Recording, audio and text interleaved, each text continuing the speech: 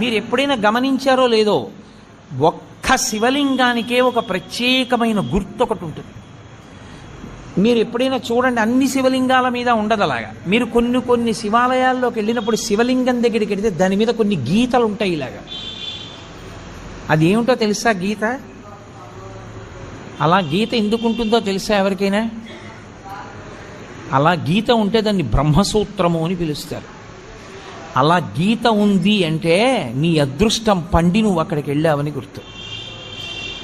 1000 మాటలు ఓ శివాలయంలోకి వెడితే నీకు ఎంత ఫలితమో, అలా గీతలు ఉన్నటువంటి శివలింగం ఉన్న గుళ్ళోకి వెడితే అంత ఫలితం.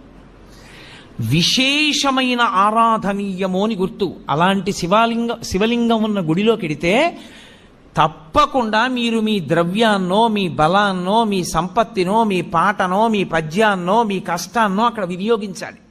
శివలింగం మీద